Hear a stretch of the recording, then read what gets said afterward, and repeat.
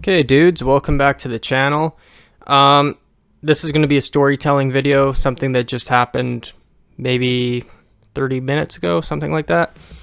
I don't really want to make myself seem like a hero, but I kind of feel like one right now.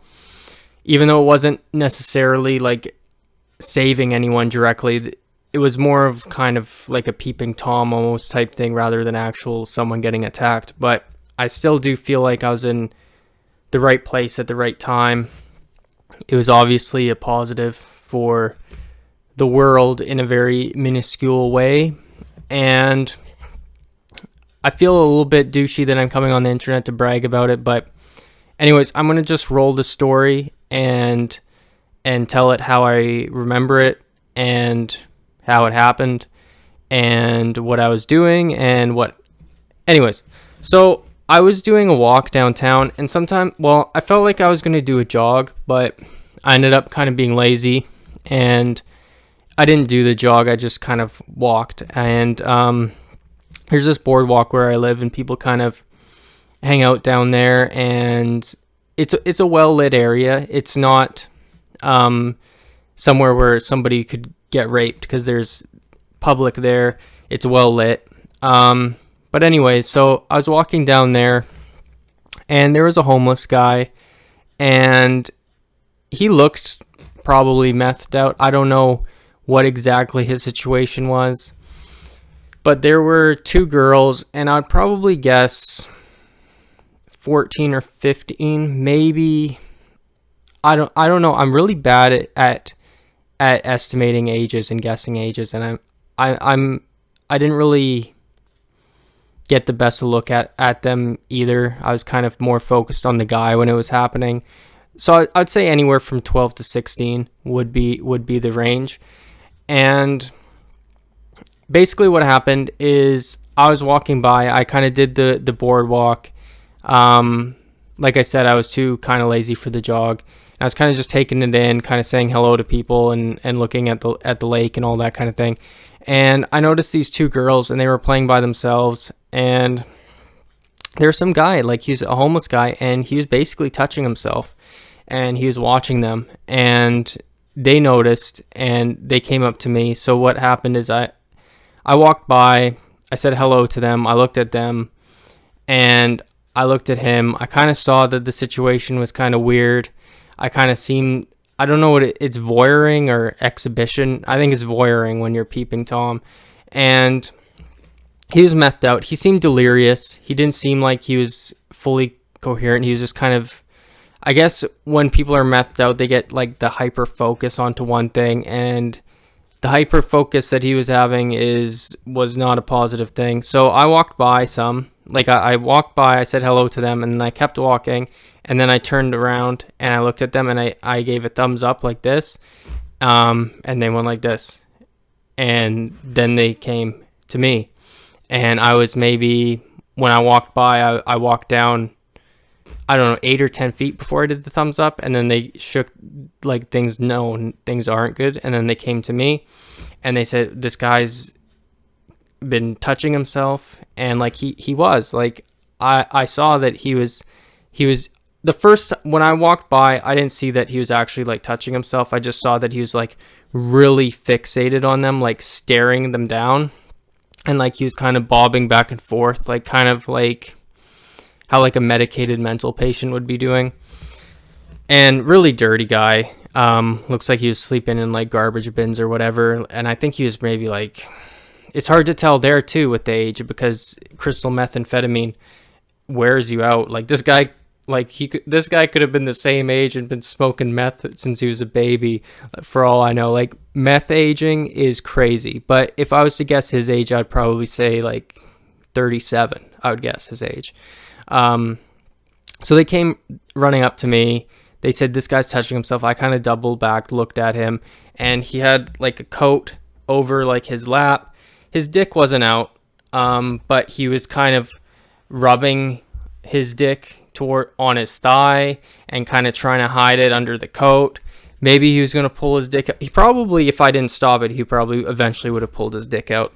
But like I said, he went, like, I can't say that I saved them from an assault, because I really doubt he would have lunged on them and actually like try to tackle them or do anything, because there was like 130 people there and it was well lit, so I don't think it would have went that far. But when he got caught, obviously he was embarrassed, he was kind of aggressive, and I put my body in between him and the girls. And basically what happened is, as soon as they came up to me and they said that he was doing this and he was uncomfortable, he basically came up to us aggressively, kind of to say excuses. He said, "I'm just trying to use the bathroom," which didn't make any sense at all, because he was basically in an open field. No one was around him, no bathroom was around him, no porta potties was around him, no tree to pee on was around him. He's just in an open space, zoned out, rubbing his dick, staring at them. So like,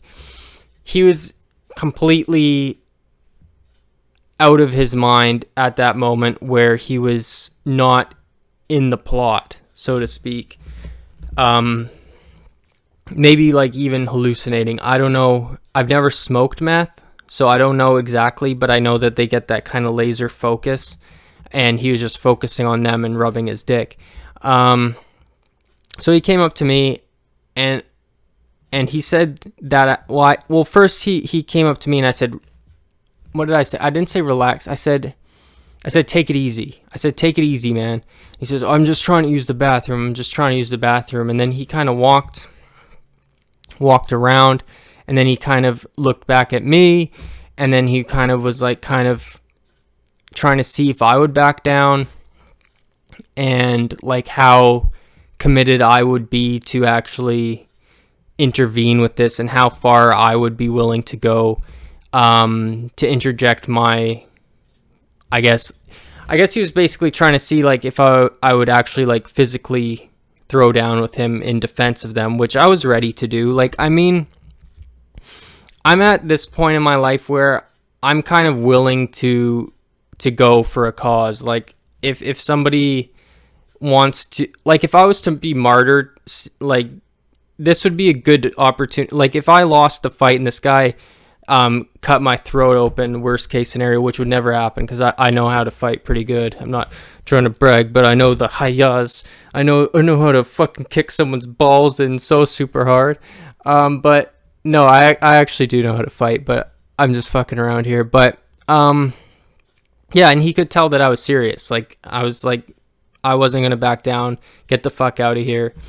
And he did. And then he went down maybe 20 feet down the park, and he turned around and he said a bunch of shit. I don't know what he said, but it was kind of like that kind of tough guy type thing. And if you know that a guy, when he walks 20 feet away from you and then he turns around and he starts shit talking you, that is a guy who's not going to fight at all. That's if they want to actually fight, they'll tell you right when they're close to you. They don't walk away and then turn back, and then that's when they're tough. All of a sudden, that's wolf tickets, I think, is the term I've heard on the Prison Talk YouTube channels that I watch sometime, because I'm so super cool and hip with the lingos.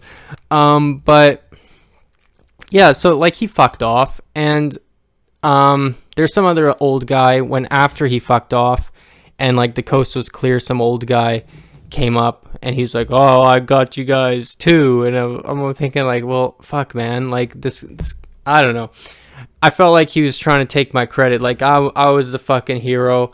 I'm the guy that's gonna get the medal and be on the newspaper with the cape and a fucking crown and the key to the city, and everyone's gonna now treat me so super good. Hey, look at the janitor, he's saving people. Let's finally give this guy a raise. Let's give this guy a living wage. Let's say this guy's cool now. But yeah, so anyways, that was kind of my little story today. It was interesting. I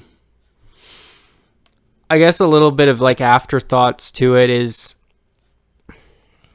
I've never actually seen any kind of predatory behavior like that in real time. I know that it obviously happens. I know that there's people who molest their kids. I know there's all kinds of situations like this. it was very open. Oh, I have another story that happened. I think I told this one already on the channel. It's similar but less severe. Is I had a fleshlight underneath my car in the parking lot. So some guy was sleeping and he was jerking off by my car. So I guess that's the closest other experience I've had to this. I tried to volunteer at the women's shelter one time when I was just out of high school, but I couldn't because I was a guy and they only hire women. But yeah, working security as well. So I think I've had some like things kind of similar, but nothing that was actually like peeping Tom, like sex offender type, like guy jerking off in public type thing. Like I've never seen a public masturbator before. Like I know that they exist, obviously. It's not something that's just cooked up by CNN and the fake news media. But yeah, it was crazy. It was crazy, man. I don't know how I feel, but I kind of had a pump on it after. Kind of hit me with like some adrenaline after. I was really calm when it happened, and I was ready to do what I had to do if I had to do something. And then I stood with them for maybe, like, as soon as he was gone, I said, I think he's gone now, and then I just kind of took off. No one called the cops or anything like that. But then, yeah, I kept doing my walk. They went their way, I went my way. This whole thing couldn't have been longer than 90 seconds. Like it was 60 to 90 seconds, the whole thing. And that's how these things are. They're very brief. When conflicts like this happen, it's always brief. It's never this long drawn out thing, unless it's like some guy threatening to throw himself off of a crane or a building, which also happened recently. But not to me. That was just in the news that I read.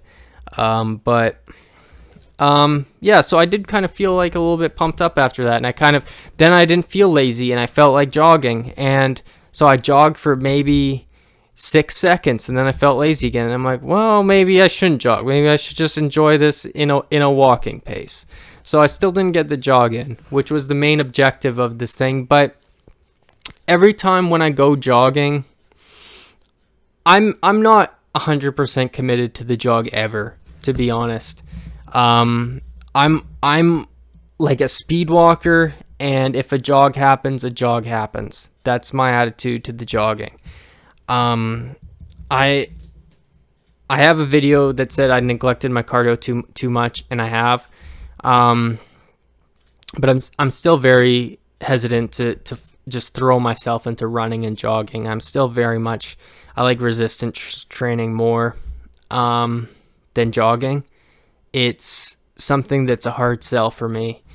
But I know that it's very healthy, and it's something that I need desperately. And I think cardio prevents heart disease. It prevents Alzheimer's, I think I even read, which is important. I've been having trouble with my memory lately.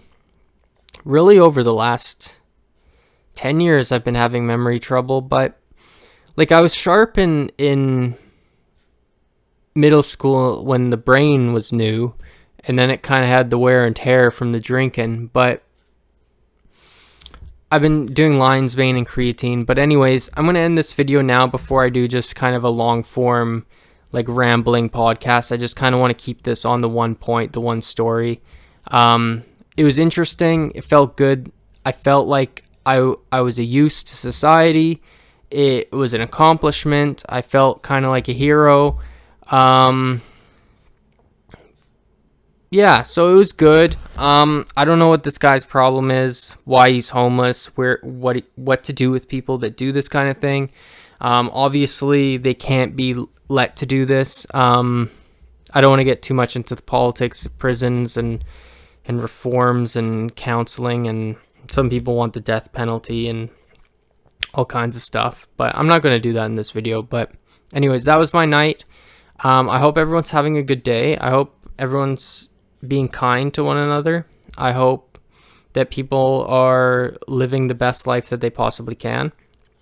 And I think I'm going to leave this with this kind of message of just whatever, but just go with it here. Don't look at social media on these people that are living these crazy lives and feel bad about yourself. If you're living a simple, humble life and you're helping people around you, be happy with it. I'll leave that there. This was my story for the night. I hope it gets an audience. If not, it is what it is. But God bless everyone, and peace out.